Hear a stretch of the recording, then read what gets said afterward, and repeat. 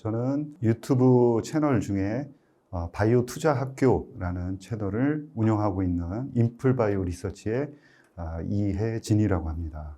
반갑습니다. 바이오 섹터 중에서 최근에 이제 삼천당 제약의 주가가 굉장히 무섭게 오르고 있습니다. 7월이 되고 나서 이제 1거래일을 제외하고는 장대 양봉을 그리면서 급등해서 장중에 21만 원을 넘기도 했었는데요. 이 삼천당 제약이 도대체 어디까지 오를 것으로 보이시나요? 굉장히 어려운 질문인 것 같습니다.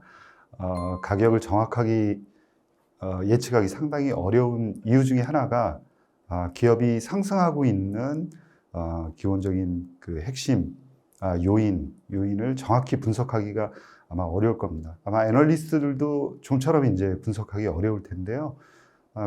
지금 이제 노보노디스크의 그 물질 특허 만료되는 이제 시점을 기다렸다. 이게 한 2026년도로 알고 있는데요. 이 회사는 제형 기술을 가지고 있습니다. 그래서 물질 특허만 만료가 되면 이제 고유한 제형 특허 기술을 가지고 비만 치료제 시장을 진입하겠다라는 거죠. 그래서 근데 중요한 것은 그 제형 특허에 저촉이 되는지 아닌지를 우리가 지금 시점에서 정확하게 파악하기는 어렵다는 점입니다. 그리고 또 한 가지 2026년도 그리고 2027년도 이렇게 가게 되면은 많은 비만 치료제들이 시장에 나오게 됩니다. 그러니까 2028년에 접어들게 되면 약 18개 정도 이제 비만 치료제 약물들이 경쟁을 하게 되는 거죠. 특히나 중요한 것은 이제 만드는 게 중요한 게 아니라 상업화하는 게 중요합니다. 그리고 어떤 경쟁자들이 있느냐 하는 것이 중요한데요. 상업화에 있어서는 글로벌 시장에서는 빅파마를 이제 쫓아갈 수는 없다라는 거죠. 그래서 그런 측면, 그 다음에 이제 삼천당 제약이 만들고 있는 건 삭센다의 제형입니다. 따라서 치료 효과가 그렇게 좋다라고 보기는 어렵습니다. 대신 이제 경구용으로 이제 만드는 거기 때문에 성공한다는 그 이제 조건이 지금 붙어 있는 상황이죠. 그런 측면. 그래서 상업화에 있어서는 또 다른 경쟁자들과의 어려움이 있을 것이다 하는 거고요. 그리고 2030년으로 가면서 어떤 이슈가 있냐면 이제 살을 빼는 게 문제가 아니라 건강하게 살을 빼는 그런 이슈가 있습니다. 그래서 지금 이 제형은 그런 쪽에서는 좀 관계가 멀다라고 보여지는 거죠. 그래서 2028년, 2029년으로 가면서 굉장히 좋은 약들이 많이 나올 겁니다. 그래서 그런 이제 시각을 가지고 지금 당장 만들어진 것도 아니기 때문에 나중을 생각하면서 이제 그 투자 관점을 좀 잡아야 되지 않을까. 그래서 그런 측면에 있어서 본다 그러면 굉장히 불확실성이 있고요. 그래서 타깃 프라이스를 정하는 건 더더군다나 어려울 것 같습니다. 하반기 동안에 이 삼천당 제약의 예상되는 흐름은 혹시 어떻게 생각하시는지? 이제 높은 가격까지 올라오고 있고요. 비만 치료제에서 성공할 것이다 라는 기대감으로 벌써 많이 올라와 있는 상황인 거죠. 따라서 굉장히 변동성이 커질 것이다 정도까지 말씀을 드리겠습니다. 이제 그동안 꾸준히 좋은 모습을 보여주던 알테오젠이 하반기에 들어와서는 조금 쉬어가는 모습을 좀 보이고 있습니다. 이제 꾸준히 좋은 모습을 보였다 보니 알테오젠에 관심을 가지고 계신 투자자분들이 많이 계실 텐데 혹시 지금 알테오젠에 투자하려고 한다면 어떤 식으로 접근하는 게 좋을까요? 예, 주식은 굉장히 많이 올라와 있는 상황이고요. 알테오젠이 굉장히 좋은 환경에 있다라는 것은 아마 대부분의 투자자들이 알고 있을 거고요. 지금도 거의 신고가 언저리에 있습니다. 제가 보는 관점은 20만 원 초반 정도에는 이제 머크하고의 그런 독점 계약 부분은 어느 정도 반영이 되지 않았나 이렇게 이제 보고 있고요. 지금 주가가 그 이상으로 상승하고 있는 것은 ADC 부분도 그리고 키투르다 이외에 다른 회사하고의 또 계약 가능성 이런 점들이 반영이 되고 있다. 즉 현실화되지 않은 미래의 가능성이 반영이 되고 있다. 그런 시각으로 보고 있습니다. 그래서 지금 쫓아가기에는 다소 좀 부담스럽다라고 생각을 하고 있고요. 가지고 계신 분들은 조금 더 볼 필요는 있습니다. 내년 되면은 말씀드린 대로 ADC 제형에서의 그런 새로운 이제 계약이 있느냐, 그게 이제 좀 관건이 될 것 같고요. 그 다음에 피하 주사 제형이 지금 미국에 있는 빅파마들은 그 신약 약가 인하 그 이슈에 지금 휘말려 있습니다. 따라서 피하 주사 제형으로 만들 때 신약으로 인정을 받느냐 하는 부분이 대단히 중요하겠습니다. 그래서 이 두 중요한 건이 있기 때문에 주가가 빠지더라도 제한적일 수밖에 없다라는 시각을 가지고 있습니다. 따라서 20만 원대 초반으로 오면은 매수하는 전략, 그 다음에 좀 잘 샀다 그러면은 내년도에 조금 전에 말씀드린 그 두 가지 큰 이슈를 보면서 중장기적으로 투자하시면 좋지 않을까 이런 생각이고요. 밸류에이션이 상당히 높아져 있는 상황입니다. 따라서 미국의 같은 그 히알루로니다제라는 기술을 가지고 있는 할로자임이라는 회사가 있습니다. 이 회사는 PER이 13배 정도밖에는 되지가 않아요. 그리고 과거에는 그 알테오젠처럼 매출액이 급격히 늘어나면서 똑같이 PER을 높게 받은 적이 있습니다. 그런데 지금은 많이 내려와 있는 상황이죠. 그래서 주가가 멈춰져 있는 상황이에요. 왜 그러냐면 매출은 계속해서 올라가면서 PER이 떨어진 거죠. 그래서 알테오젠도 결국은 비슷한 흐름을 전철을 밟지 않을까 이런 생각을 가지고 있습니다. 그래서 할로자임이 알테오젠은 살짝 부담스러운 상황인 게 사실이기 때문에 할로자임 좋은 투자 대안이다 이렇게 생각을 하고 있습니다. 그리고 할로자임 같은 경우에는 올해 매출액이 10억 달러를 넘어갈 것 같습니다. 그러면은 알테오젠 같은 경우에는 지금 애널리스트들 추정해 놓은 거 보면은 2030년까지 1조 원의 그 영업이익을 좀처럼 내기 어려운 것으로 이제 분석들을 하고 있거든요. 물론 이제 내년에 또 새로운 계약들이 나올 수 있겠지만 지금 추정으로서는 키트루다가 차지하는 비중이 큽니다.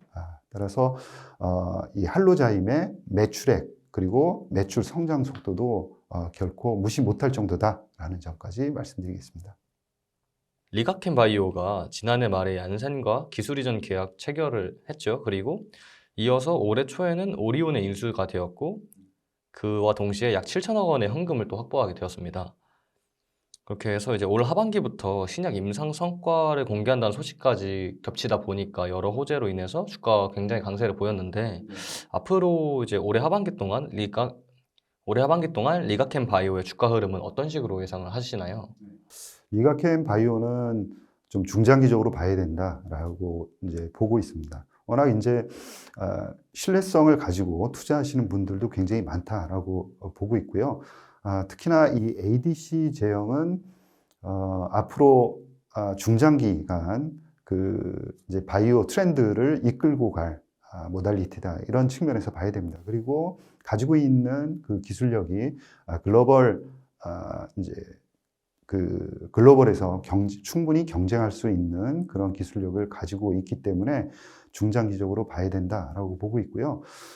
지금 LCB14 중국에서 이제 확정적 임상 결과 올해 말에 나오는 것을 제외한다 그러면 전부 초기 임상 단계에 있습니다.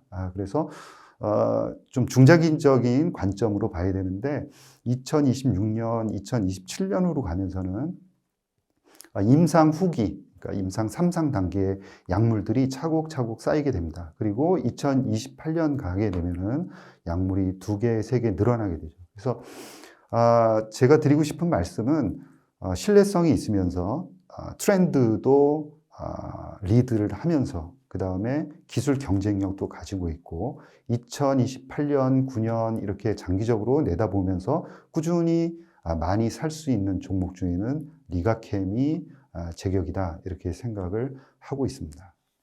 HLB, 알테오젠, 삼청당제약, 리가켄 바이오 등 여러 바이오 주식들의 상승세를 보면서 바이오 섹터에 대해서 새롭게 관심을 갖는 분들도 많아지고 계시는데요. 그분들이 가장 궁금해하실 이제 바이오 섹터의 다음 주자, 이제 그 종목들을 이어서 또 멋있는 상승을 보여줄 그런 종목은 어떤 것이 있다고, 좀 유망한 종목은 어떤 게 있다고 보시나요? 혹시 그 ADC 관련한 종목들이 앞으로도 강세를 보일 수 있다라고 생각을 하고 있고요.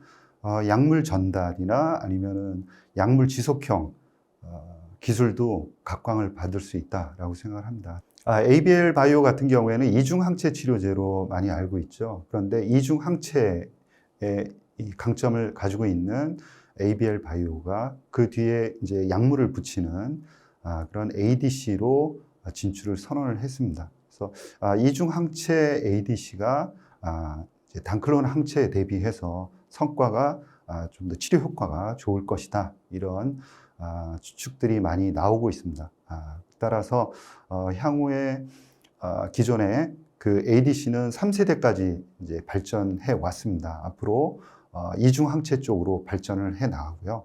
그 다음에 약물 쪽도 발전을 해 나갈 겁니다. 그러니까 ADC의 기본적인 구조를 보면 항체에다가 약물을 링커로 붙이는 거죠. 그래서 이 항체 쪽에서도 이제 발전이 있을 거고요. 또 약물 쪽에서도 발전이 있을 겁니다. 따라서 그 다음 세대에는 단인 클론 항체, 그러니까 항원을 한 개로만 한 팔로 잡는 게 아니라 두 팔로 잡는 이중 항체 쪽으로 발전해 나갈 것이다. 이게 기본적인 이제 트렌드입니다. 항체 쪽에서.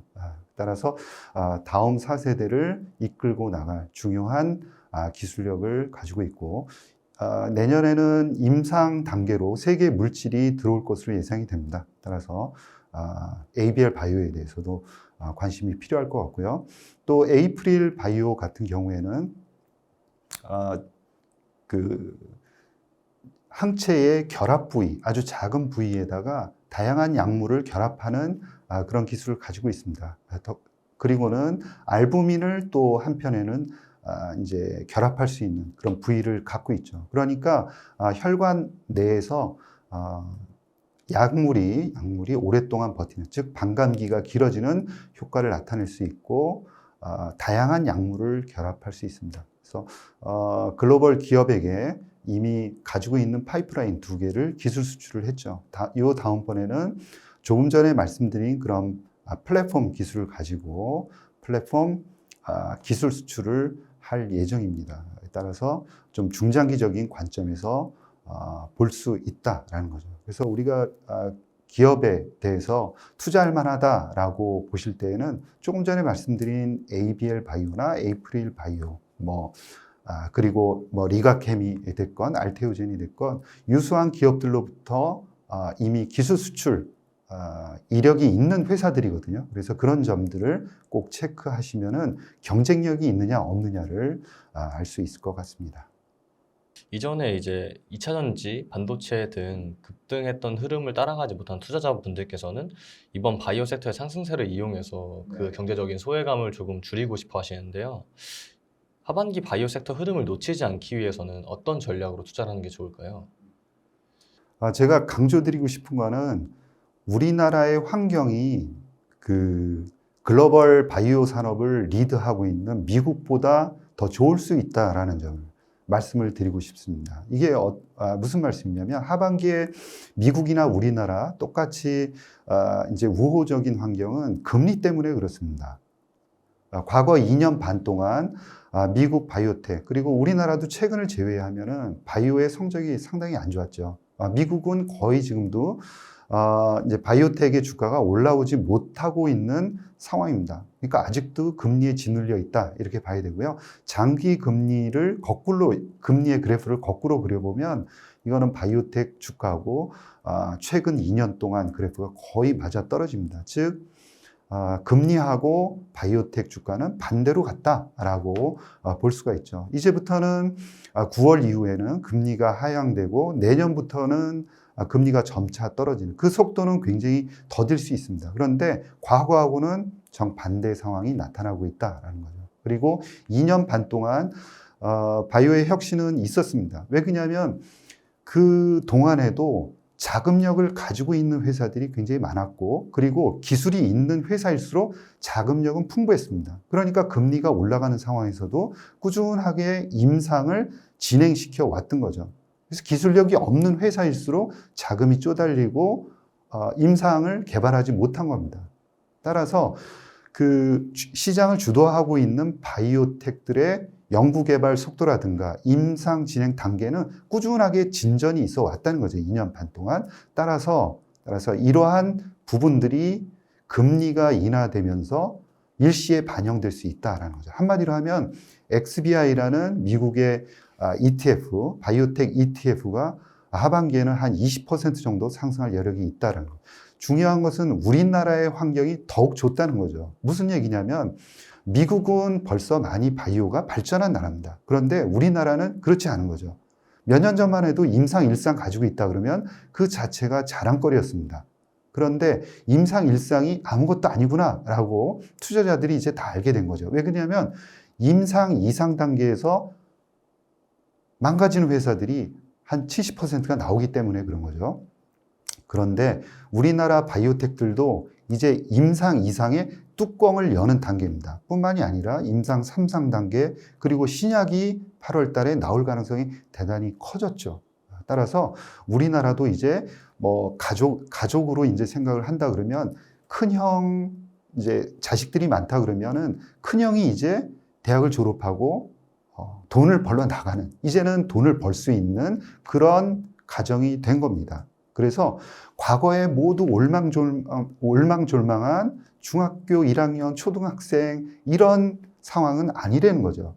그래서 여러분들이 생각하시는 과거 바이오는 너무 좀 상황이 우울하다라는 게 그거는 맞습니다. 그런데 그것은 몇 년 전 상황이고 지금 우리나라는 임상 이상의 뚜껑을 여는 단계입니다. 그래서 후기 임상에서 글로벌 경쟁력을 가지고 있는 퍼스트 인 클래스 그 다음에 베스트 인 클래스의 약물들이 임상 이상 결과를 뚜껑을 여는 단계입니다. 따라서 여기서 치료 효과를 효능을 만약에 보인다 그러면은 주가는 금리하고는 상관없이 굉장히 높게 상승할 가능성이 있는 거죠. 따라서 하반기는 우리나라가 금리 인하의 혜택 그리고 처해 있는 환경이 글로벌 어느 나라 기업보다도 어느 바이오 환경보다도 좋다. 그래서 하반기에는 꼭 여러분들이 이 기회를 잡아야 된다라고 강조하고 싶습니다. 미국 대선에 따른 우리나라 금리 변동에 대한 영향은 혹시 어떻게 생각하고 계신가요? 네, 좋은 질문이시고 지금 시장에서도 금리가 이제 바이든이 우세했을 때는 금리가 조금씩 떨어졌습니다. 미국 10년물 국채 금리가 4.1%대까지 다시 떨어졌었는데 최근에 그 트럼프가 이제 강세를 보이면서 다시 4.2%대 후반까지도 올라오고 있습니다. 그러나 중요한 것은 이제는 물가가 꺾였다는 거죠. 물가가 꺾였다는 겁니다. 그래서 트럼프가 됐건 아니면 누가 됐건 간에 이제 금리에 대한 그 무게감을 너무 많이 느끼고 있다.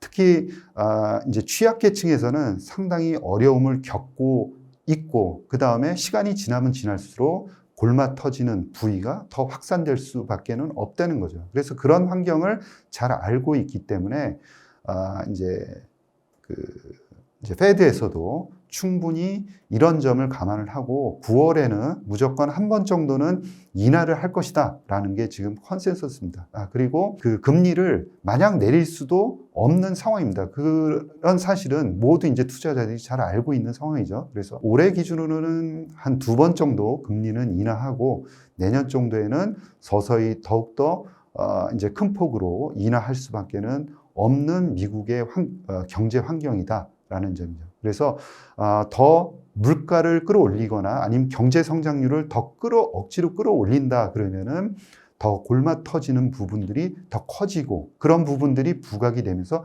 결국은 경제에 더 큰 영향을 주기 때문에 결국은 똑같은 얘기입니다. 조삼모사죠. 미리 풋브레이크를 밟느냐 아니면은 나중 가서 급브레이크를 밟느냐 하는 거죠. 그래서 제가 보기에는 현명하게 페드에서 풋브레이크를 밟을 것이다 라고 생각을 하고 있습니다. 네, 최근 바이오 섹터의 주가가 강세를 보이면서 많은 분들이 새로 관심을 갖게 되었는데요. 현재 바이오 섹터에서 가장 주목받는 기술은 무엇이라고 할 수 있을까요? ADC라고 말씀을 드릴 수 있고요. 대부분의 기술이 이 ADC의 파생이다라고 보시면 됩니다. 여러분들이 그 최근에 들어보신 기술 중에는 아마 ADC는 많이 들어보셨을 거고요. 그 다음에 TPD라는 말은 들어보셨는지 모르겠는데 단백질 분해제입니다. 그 암세포에서 아주 중요한 역할을 하는 항원, 즉 단백질들을 분해시킨다라고 해서 단백질 분해 치료제라고 보시면 되고요. 여기에다가 앞에 항체를 붙입니다. 그러니까 항체라는 것은 암세포를 찾아가는 역할을 하거든요. 뒤에다가 ADC라는 게 항체에다가 약물을 붙인 거 아니겠습니까? 그래서 항체는 암을 찾아가는 거고, 그 다음에 이 약물은 페이로드는 암세포를 가서 죽이는 역할을 합니다. 약물에다가 방사성 의약품을 달게 되면은 방사성 의약품이 되는 겁니다. 그래서 기본적인 틀, 그러니까 항체에다가 그 다음에 뒤에 무엇을 붙이느냐 하는 여러 가지 파생이 나온다. 그래서 단백질 분해제를 붙이게 되면 DAC가 되는 겁니다. 그래서 항체에다가 단백질 분해제를 붙였다라는 의미가 되고요. RPT 같은 경우에는 뒤에다가 방사성 의약품을 붙인 겁니다. 그래서 이처럼 ADC를 파생시켜서 나오는 약물들이 많고요. 이거는 한마디로 하면은 과거에는 이 항체 자체가 약물이었습니다.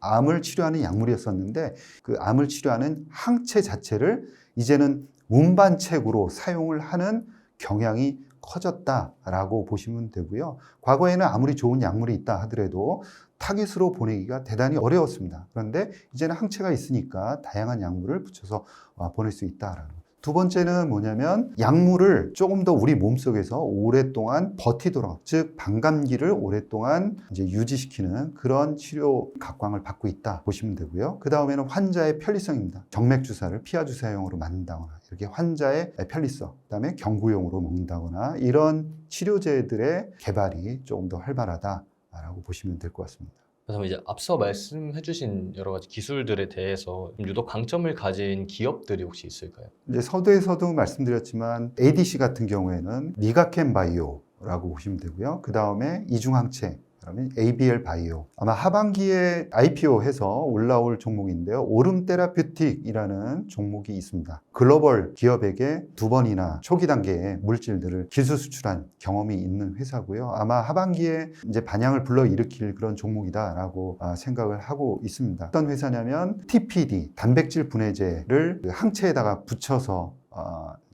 치료 효과를 내는 그런 기업입니다. ADC의 그 다음 차세대다라고 보시면 되죠. 그래서 ABL 바이오 같은 경우에는 이중항체를 붙임으로써 차세대다 이렇게 말씀을 드릴 수 있고요. 오름 테라퓨틱 같은 경우에는 이 약물로서 단백질 분해제를 사용한다라고 보시면 될 것 같습니다. 그 다음에 반감기를 오랫동안 하는 그 기술은 에이프릴 바이오가 염증이라든가 또 암을 타겟팅 하거나 아니면 자가 면역 쪽에 강점을 갖고 있다라고 보시면 되고요.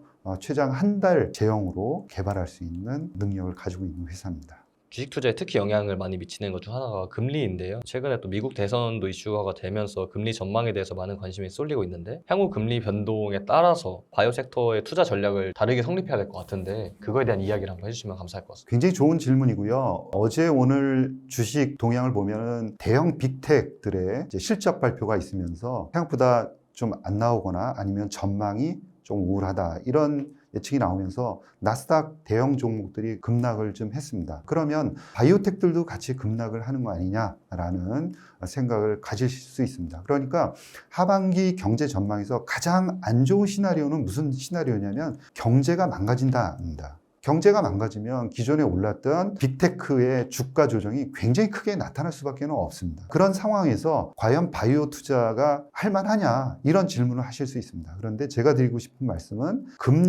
경제가 망가지더라도 바이오는 강세를 보일 가능성이 대단히 높다라고 과감히 말씀드릴 수 있습니다. 왜 그러냐면 과거 2년 반 동안 오른 게 없습니다. 거의 2년 반 동안 옆으로 횡보하다시피 했고요. 어차피 하반기에 경기가 안 좋으면은 금리를 내리는 속도가 빠르다는 이야기입니다. 경제가 안 좋은데 금리를 빨리 안 내린다? 이거는 말이 안 되는 거죠. 앞에 이제 사람이 지나가는데 자동차가 브레이크를 밟지 않는다는 얘기하고 똑같은 겁니다. 경제가 망가지면 금리 인하 속도가 굉장히 빠를 거고요. 금리 인하 속도가 빠르면 빠를수록 경쟁력을 가지고 있는 바이오텍들은 급등을 할 수밖에 없습니다. 왜 그러냐면 금리가 바이오텍에 미치는 영향, 특히나 경쟁력을 가지고 있는 바이오텍에 미치는 영향은 지대합니다. 1% 금리가 하락할 때마다 바이오텍의 주가 상승은 한 20% 정도다. 15%에서 20% 정도의 상승 여력이 생긴다라고 보시면 됩니다. 그래서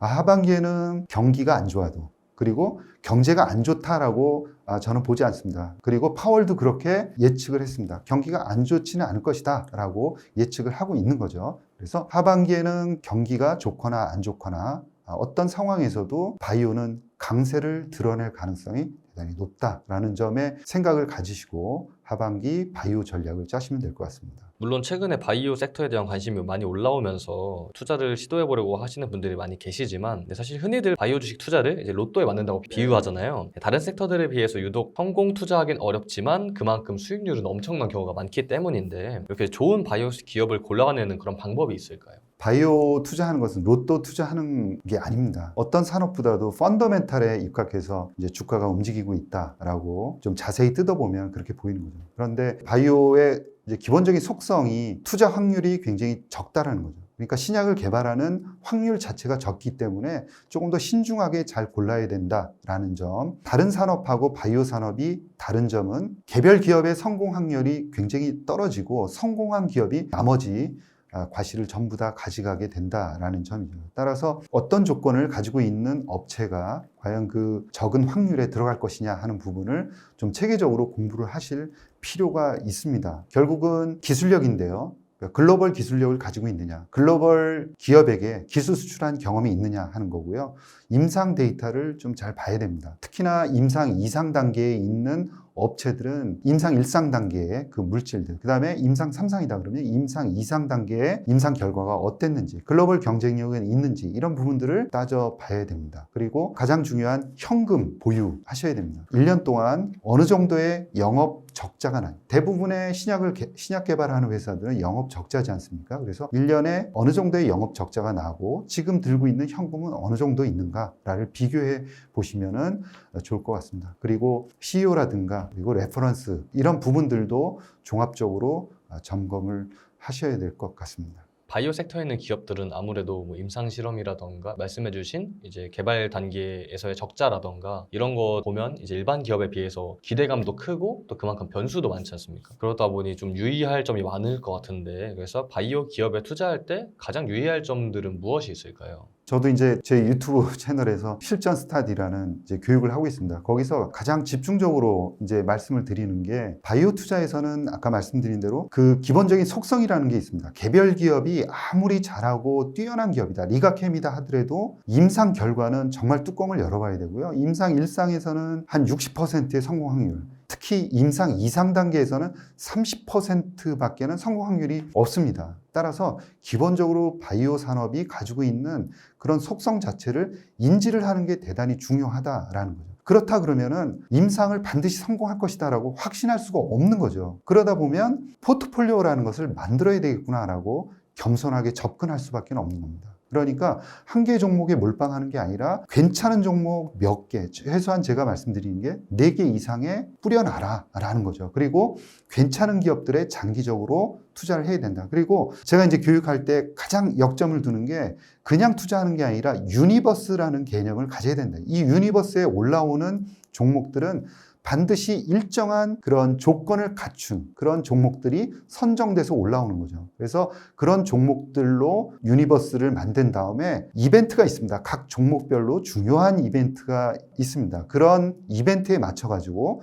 종목들의 비중을 좀 줄였다 늘렸다 하면서 기본적으로 경쟁력이 있는 업체들은 꾸준하게 가져가는 그런 전략이 중요하다라고 보겠습니다. 투자 바이오 기업들도 워낙 많다 보니 위험한 기업을 피하는 대표님만의 혹시 노하우 같은 게 있을까요? 위험한 기업을 반드시 피해야 됩니다. 저도 지금까지 거의 30년 가까이 이제 주식을 하고 펀드 매니저를 했습니다. 그런데 아무리 좋은 종목을 골라서 성과를 많이 낸다 하더라도 정말 얼토당토 않은 그런 기업을 사서 또 굉장히 손실이 많이 난다 그러면 수익률이 좋을 수가 없습니다. 그러니까 반드시 대박 종목은 못 나더라도 쪽박 종목은 걸러내야 하는 거죠. 그래서 제가 유니버스라는 개념을 계속 말씀을 드리는 게 펀드 매니저들도 주식을 투자할 때 그냥 투자하지 않습니다. 그래서 유니버스, 그다음에 바이리스트 이런 종목들을 만드는 거죠. 몇 단계에 걸쳐서 이런 종목들은 최소한의 우리가 관심을 갖고 볼 만한 기업이고 그런 자격 조건을 가진 기업이다.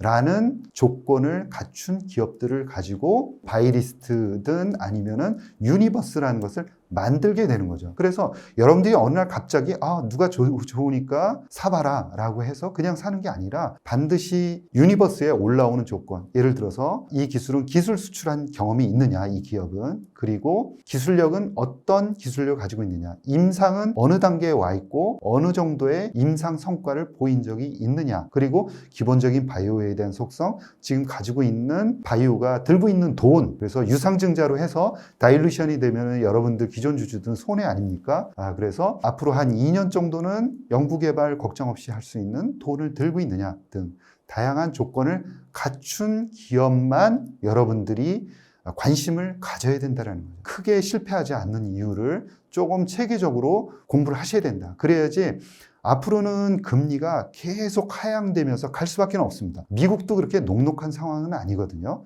따라서 금리가 계속 하향하는 단계, 그 다음에 새로운 모달리티가 나오면서 바이오 산업은 계속 발전할 수밖에 없습니다. 우리나라도 마찬가지인 거죠. 따라서 장기적으로 바이오에 투자한다는 생각을 가지시고 체계적으로 공부를 하실 필요가 있다라고 생각을 합니다. 바이오 투자를 대표하고 계신 만큼 바이오 시장에 신규로 들어오신 많은 투자자분들, 그리고 혼란스러워하시는 투자자분들, 투자를 좀 어려워하시는 그런 개인분들께 마지막으로 한마디 한번 부탁드리겠습니다. 아마 바이오를 해야겠다라고 생각을 해서 바이오 시장을 보면은 굉장히 어렵게 느껴지실 겁니다. 바이오에 대해서 어떤 거를 공부를 해야 되느냐도 굉장히 막막하실 수 있거든요. 그래서 조금 더 투자를 서두르기보다는 일단 제가 권해드리고 싶은 말씀은 미국에 있는 XLV라는 ETF가 있습니다. 미국의 ETF를 관심을 갖고 천천히 공부를 하시면 좋겠습니다. 아까 말씀드린 대로 어떤 종목을 기본적으로 관심을 가져야 되는지에 대한 거, 그 다음에 기본적으로 바이오 투자를 하시기 위해서는 과학적인 부분들도 살짝 아셔야 됩니다. 그리고 바이오의 기본적인 속성이 있습니다. 예를 들어서 임상이라는 그런 제도가 있거든요. 뭐 특허를 받으면은 약으로 승인해 주는 거 아니냐? 그렇지 않습니다. AI가 좋은 약물을 발굴했는데 FDA에서 승인을 내줘야 되는 거, 그렇지 않습니다. 임상, 1상, 2상, 3상 단계라는 것을 반드시 거쳐야 됩니다. 그래서 이런 특징들도 좀 공부를 하셔야 되고요. 바이오 기업을 골라내는 아까 말씀드린 여러 가지 조건들에 대한 것들도 공부를 하시면 여러분들이 충분히 걸러내실 수 있고요. 그리고 앞으로 2030년 정도가 되면은 제가 감히 말씀드리는 거는 빅바이오텍이라는 시가총액, 우리나라 원화로 환산하면 한 30조 원 이상 되는 기업들이 최소한 5개 이상 나올 것이다. 저는 그렇게 보고 있습니다. 그래서 그런 종목들이 지금은 시가총액 얼마 안 됩니다. 5조 원이 안 되는 수준에서 지금 계속 횡보를 하고 있거나 약간 올라오거나 이런 수준인 거거든요. 천천히 제대로 된 공부를 하셔서 그런 종목들을 가지고 좀 중장기적으로 공부를 하시거나 아니면 자녀들에게 그런 종목들을 사도록 이렇게 권유하시는 게 여러분들 중장기적으로 좋은 성과를 내는 지름길이 아닐까라고 생각을 합니다.